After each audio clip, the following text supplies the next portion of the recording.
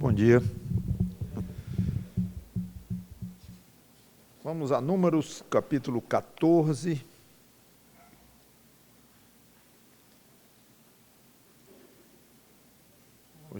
Hoje estaremos consultando também Deuteronômio, que é uma passagem, não é bem paralela, mas que Moisés, 40 anos depois, se refere ao que aconteceu aqui, em Números. Então, Deuteronômio ajuda a jogar um pouco de luz mais na história. Então, Números 14, versículo 39 em diante, já conhecemos todo o contexto para trás, não vou mais explicar.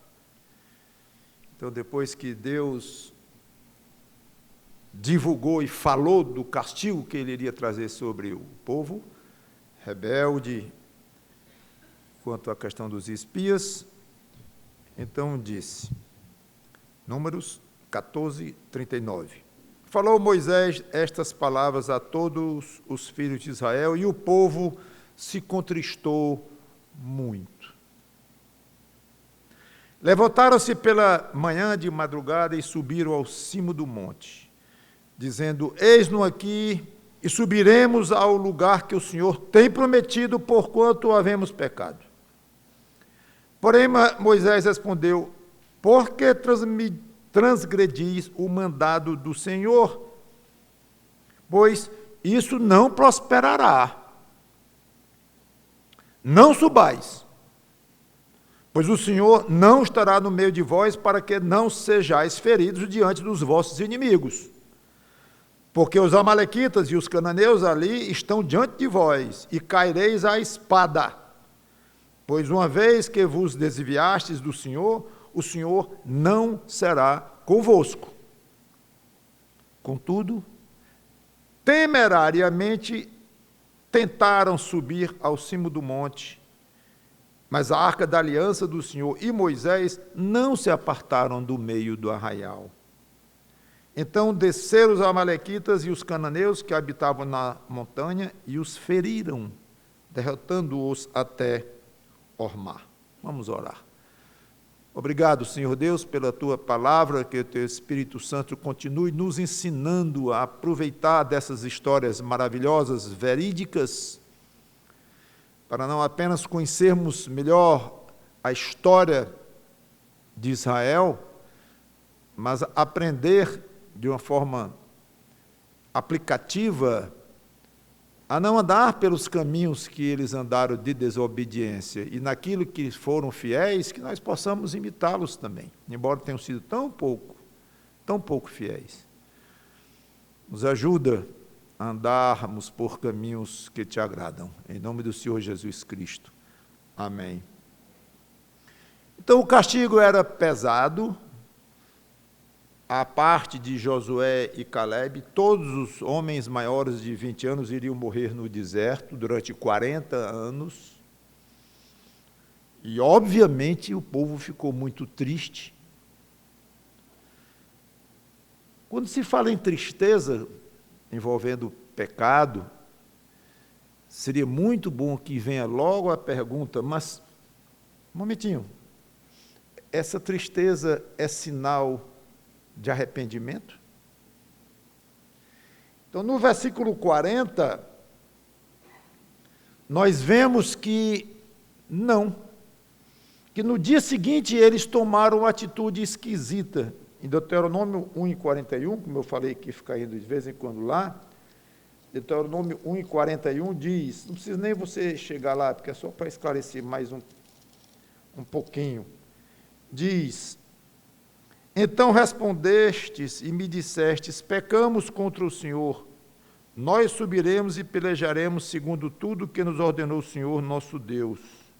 Vós vos armastes cada um dos seus instrumentos de guerra e vos mostrastes temerários em subindo à região montanhosa. Então, uma atitude esquisita eles tomaram aqui.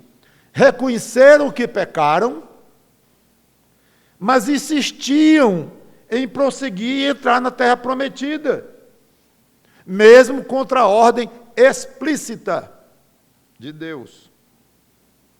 Aí nos versículos 41 a 43, como já vimos, e 1 e 42 de Deuteronômio, que eu vou ler aqui, disse-me o Senhor, dize-lhes, não subais, nem pelejeis, pois não estou no meio de vós, para que não sejais derrotados diante dos vossos inimigos. Então Moisés deixa claro que eles estavam sendo rebeldes, que o Senhor não iria no meio deles para protegê-los, daria tudo errado e eles seriam feridos, haveria mortos entre eles. Então vejam só que situação interessante. Tristeza pós-pecado, eles pecaram, foram repreendidos por Deus e estavam tristes, é verdade. Ao mesmo tempo, vemos rebeldia. As duas juntas, tristeza por pecado e rebeldia. Aliás, poderíamos até dizer, rebeldia de novo. Ou continuando. Duas coisas aqui, que são um tanto quanto evidentes, inclusive. Apenas o reconhecimento de pecado não é suficiente. Era necessário o arrependimento e ainda mais um passo, pedido de perdão. Nunca se dê, meu irmão, minha irmã, nunca se dê por satisfeito. Quando o irmão ou irmã lhe ofender, aí chegar para você, uma hora depois, um dia, um mês depois, sei lá, Zé, eu andei pensando e eu reconheço que lhe ofendi. Ah, pronto, beleza, está tratado, está tudo resolvido. Quem disse? Quem disse? Ele pode até assumir ares de que está contrito, arrependido, coisa assim, pode. A forma de dizer, eu até com certa solenidade, eu reconheço que lhe ofendi. Tá? Aí o pobre do ingênuo, do outro, sim, é claro que ele estava arrependido. Eu já vi isso tantas vezes no curso da minha vida de crente, especialmente como pastor. Relacionamentos complicados. Aí na hora, não, mas esse já foi tratado, ele já pediu perdão e tal. Eu disse, me conte aí exatamente como foi. Exatamente como foi. Foi assim, escreve. Só isso. Acabou? Ele falou mais alguma coisa? Não, não. O problema é que depois, pastor, peço que não adiantou nada, porque continuou do mesmo jeito. Eu digo, aí está.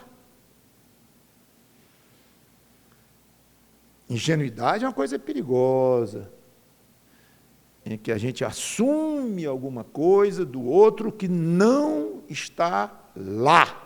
E você vai se prejudicar, não é só se prejudicar, não vai adiantar para resolver a solução, para solucionar o problema do tal do relacionamento.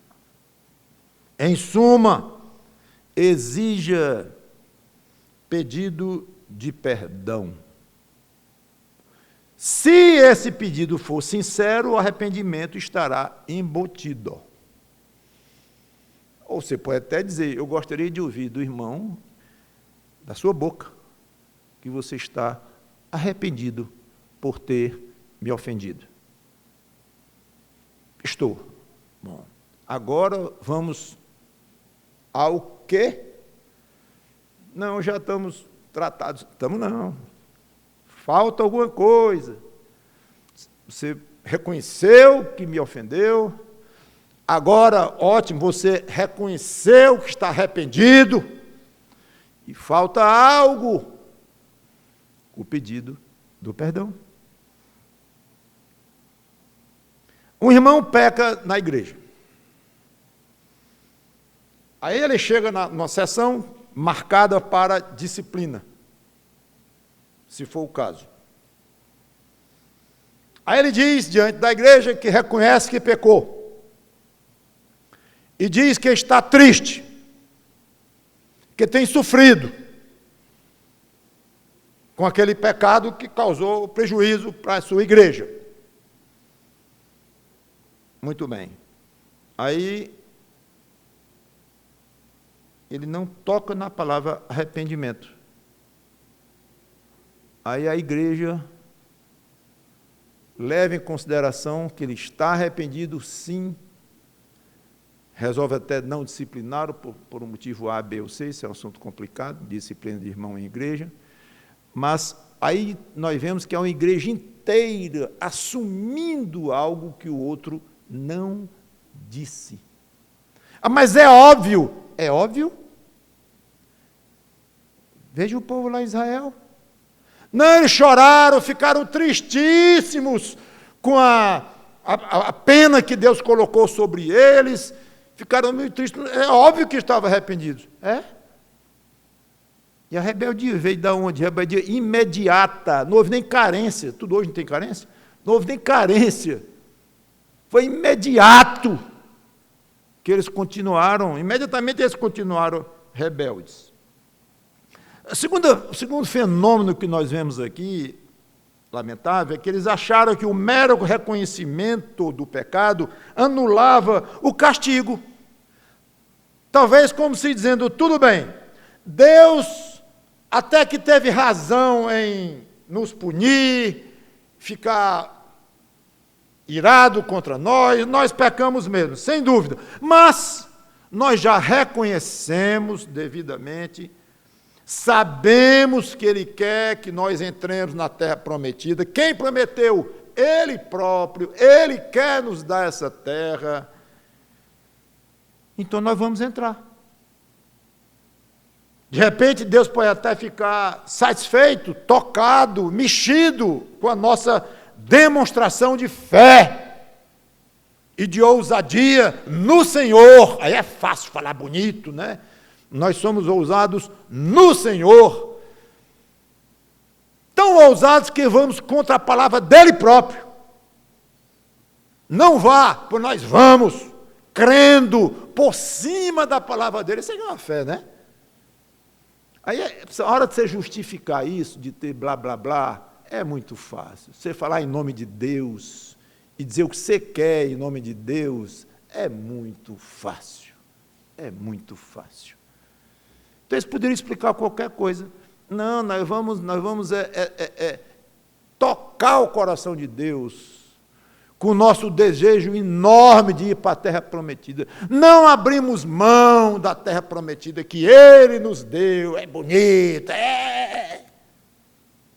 tudo errado, na base. Terceiro fenômeno.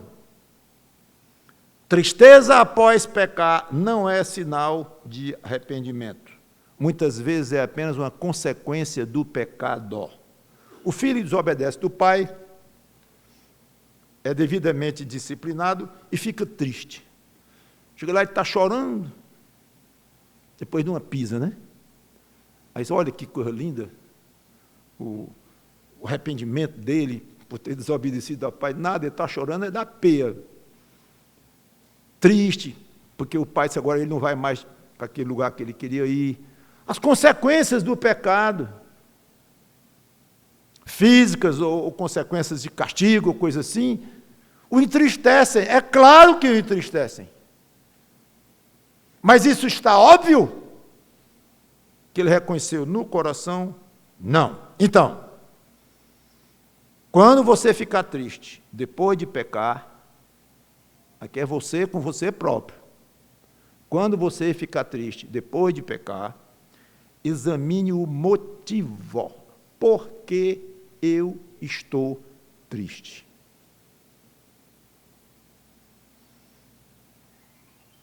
Então, no caso dos judeus, o arrependimento não passou nem perto.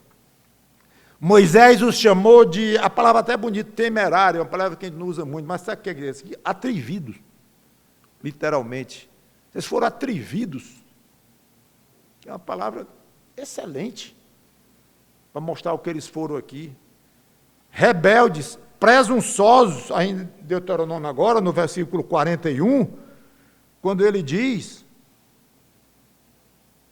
Vamos ler o 43, que o 41 eu já li. Assim vos falei, e não escutastes, antes fostes rebeldes às ordens do Senhor, e presunçosos, quer dizer, arrogantes, orgulhosos, achando que Deus ia se dobrar diante deles. Então, voltando, o povo reconheceu o que Moisés dissera. Tem razão, senhor Moisés. Tem razão. Então o povo refletiu e finalmente cada um tirou suas armaduras, baixaram suas armas. Tem razão, nós não vamos subir nesse monte não, que vai ter guerra e eles vão acabar com a gente. Vão nos prejudicar, vão nos matar. Moisés, nosso líder, falou palavras de sensatez e vamos desistir. Certo? Não. Versículos 44 e 45 diz que o povo subiu o monte para lutar. Lá em Números e aqui em Deuteronômio, a mesma coisa. Vocês falaram, vocês foram do mesmo jeito. Moisés não foi com eles, nem deixou que levassem a arca, que simbolizava inclusive a presença de Deus. O resultado foi catastrófico. Derrota e morte. Talvez nós pudéssemos pensar, se nós tivéssemos Moisés do nosso lado, como eles tinham, desprezaram o próprio líder pessoalmente, dizendo assim, não vão, vocês estão errados, vocês vão se dar mal, não vão. Como é que esse povo pôde ser tão tolo, tão cabeça dura? Se eu tivesse lá, eu não teria sido assim. De jeito nenhum. Com o próprio Moisés na minha frente, dizendo, não vá, eu teria lá a coragem de ir. A questão é que nós temos, sim, alguém muito maior do que Moisés. Mais do que ao nosso lado. Mais do que na nossa frente, dizendo, não vá. Nós temos o Espírito Santo de Deus. Numa presença tão forte, que nós nem entendemos como é. Quando nós dizemos que Moisés estava na frente deles, a gente entende. Que eles estavam vendo Moisés, a gente entende.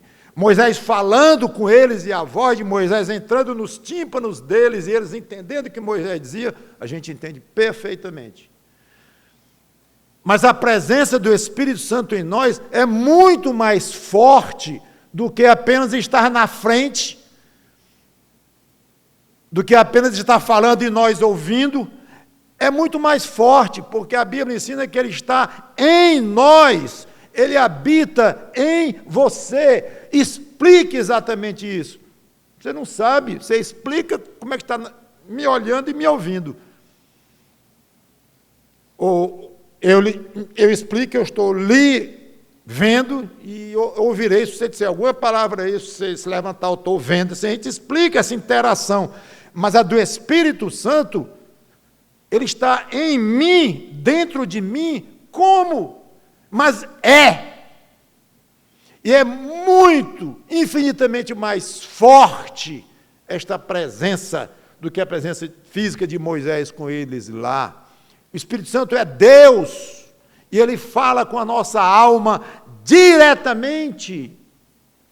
Fala conosco, mexe com a nossa mente, com os nossos sentimentos, com a nossa vontade, nos guia, nos dirige, nos dá o rumo, nos lembra o que Jesus disse. Como? Lendo na Bíblia. Não é só lendo na Bíblia, não. É dando convicção dentro do seu coração, dando amor a Deus, dando amor às pessoas até antipáticas, mas você consegue amá-las. Tudo isso contra o que seria a correnteza normal da nossa humanidade pecadora. Por que que a gente consegue isso?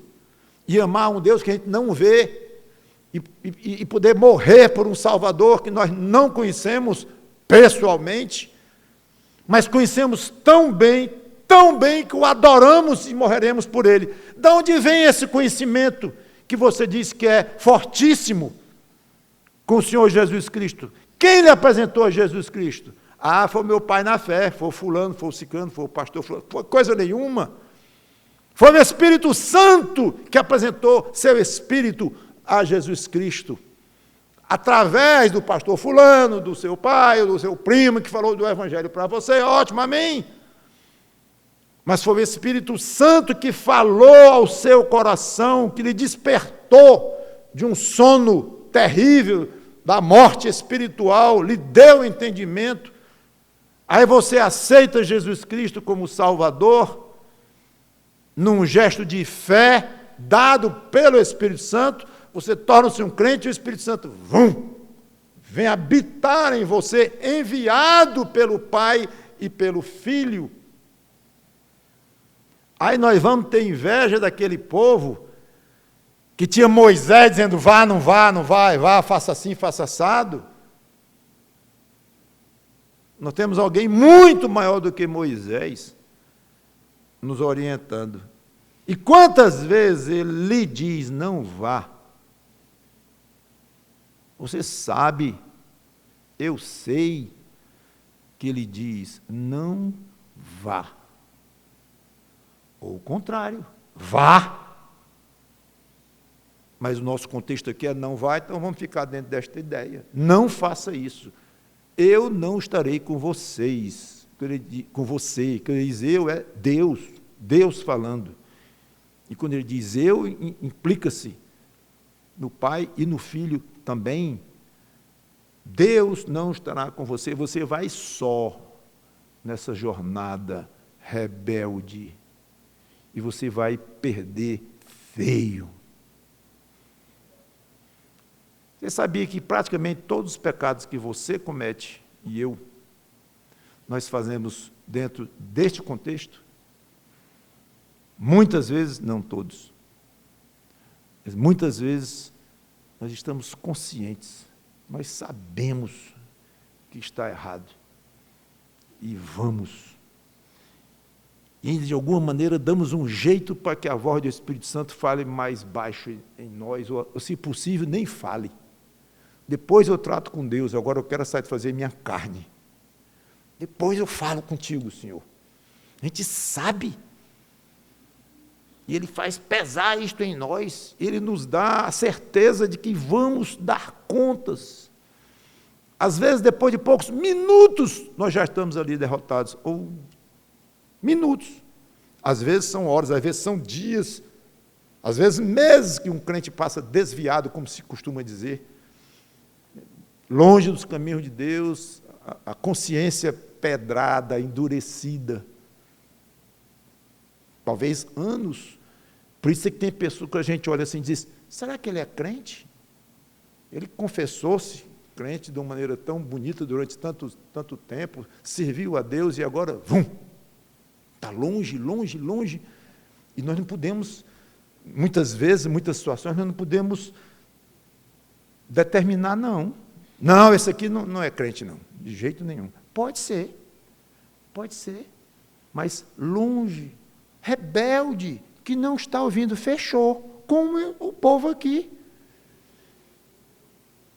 E às vezes não é mesmo, aquela pessoa nunca foi crente, salva. A maneira mais segura é quando a pessoa diz, não, eu não sou. Não foi uma conversão correta, não é que eu estava fingindo e tal, mas eu enganei a mim próprio, eu me enganei, eu não sabia, foi na emoção, tudo bem. Mas a pessoa dizer, não, eu nunca fui salvo. Mas enquanto a pessoa sustenta que é salvo, deixe com Deus, julgar o estado daquela alma, porque isso é complicado. Então, voltando a você que não está desviado, graças a Deus, nem eu, e que estamos vivendo a vida cristã normal, mesmo assim, acontece talvez de uma maneira mais frequente do que nós pensamos. Resistência à voz do Espírito Santo, não de Moisés, que já era uma grande voz, porque ele era o líder escolhido por Deus para isso, legítimo. Era Deus falando, inclusive, através dele. Ok, mas o Espírito Santo é maior. Então, fiquemos com esse exemplo triste dos judeus naquele contexto. Porque é trágico quando um crente, mesmo com a orientação interna que nós temos, somos tão carnais, tão fracos, e cultivamos tanto o agrado à própria carne, às paixões pecaminosas, muitas vezes, que nós terminamos indo mesmo. Não vá, vou, e apanhando. Isso é não levar Deus a sério. O final patético da triste experiência e o início da fase de espera, lá no Deuteronômio 1, 45 e 46. Tornaste-vos, pois, aqui depois da derrota. Quer dizer, tornaste, no caso, vocês voltaram, retornaram. Eles subiram, apanharam e voltaram. Voltaram e chorastes perante o Senhor. Pronto. Dessa vez esse choro foi de arrependimento. Porém o Senhor não vos ouviu. Não inclinou os ouvidos a vós outros. Assim permanecestes muitos dias em Cádiz. E assim começa o período de 39 anos. Não que eles ficaram em Cádiz o tempo todo, eles saíram por aí, rodaram. Mas ali começou oficialmente o longo período de 39 anos. Não é só de espera para entrar na Terra Prometida, não. É espera para morrer no deserto, os homens acima de 20 anos. Vamos ficar aqui rodando até morrer. Eu não saio desta roda mais. Desse circuito aqui, eu não saio mais. Eu vou morrer neste deserto. Nunca vou ver a Terra Prometida. Milhares, talvez alguns poucos milhões de homens numa situação dessa. Então, presumimos que o que a gente vê aqui é a mesma atitude. Tristeza pela derrota, desespero pela terrível perspectiva de ficar errantes pelo deserto esperando, então, a morte. Eu quero encerrar lembrando que existem crentes que passam a vida apanhando. Choram, ficam sentidos, pedem oração, as coisas melhoram um pouco, deixam de reclamar e depois começa tudo de novo. Parece que nunca estão num gozo forte de alma. Parece que vivem numa roda viva, de pecando, se entristecendo, apanhando de Deus, levanta um pouco, aí chora de novo e se chama de fraco, reconhece que é pecador, agora vai, e não vai, e fica de novo. E é como se fosse um estado de derrota atrás do outro. Pode parecer até uma certa, vítima nas mãos de um Deus muito severo com aquele filho e tal. Será que isso não está escondendo uma tremenda de uma rebeldia contínua? Praticamente atrás da outra, como esses judeus fizeram, era uma atrás da outra. Rebeldia após rebeldia após rebeldia. Estão olhando de longe, coitado dos judeus. Deus prometeu a terra prometida para eles, olha aí, cadê? Estão lá, rodando. Quem não sabe a história, os bastidores, poderá olhar e tirar conclusões completamente diferentes da realidade.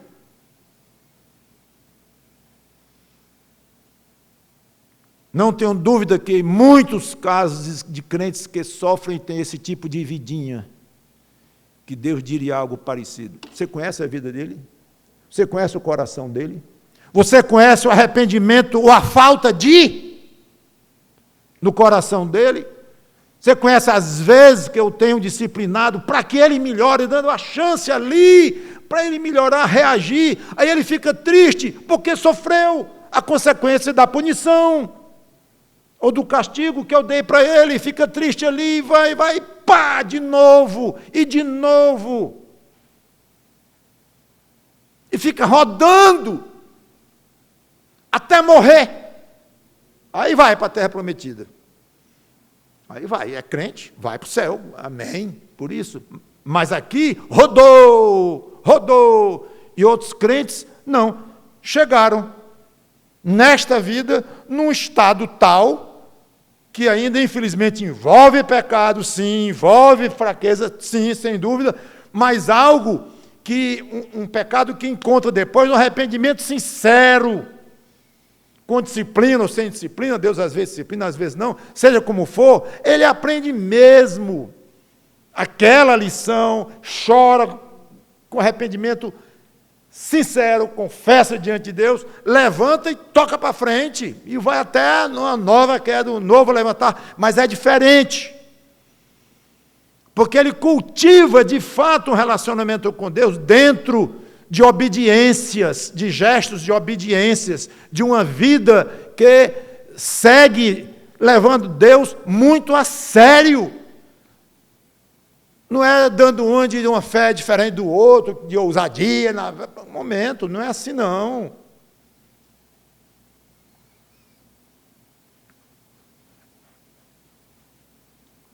Pense bem, meu irmão, minha irmã, nessa questão de arrependimento dentro do seu coração.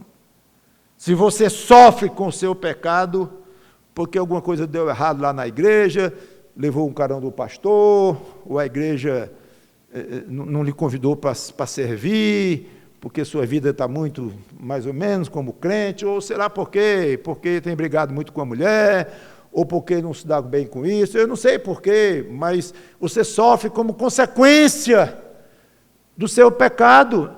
Não é pelo pecado em si e pela tristeza que você causou ao seu Salvador. Se você não tem esse tipo de sentimento, diga para Deus: Senhor, eu não estou sentindo esse arrependimento todo, não. Tem uma coisa errada comigo. Eu estou triste por causa da peia que eu levei. Mas eu estou pronto para fazer de novo. Você não vai dizer assim, diante de Deus, você não vai dizer de uma forma tal. Mas se você está pronto mesmo, diga. Eu estou, infelizmente, tragicamente, eu tenho a impressão que se acontecer de novo, Senhor, eu caio de novo. Eu não cresci muito com isso, não. Diga para Ele. Seja franco, aberto, sincero, humilde. Ele é um Deus maravilhoso, é um Pai amorosíssimo, Ele quer o seu bem. Agora, não enrole Ele, não. E não dê um que tem fé, mas uma fé mal baseada.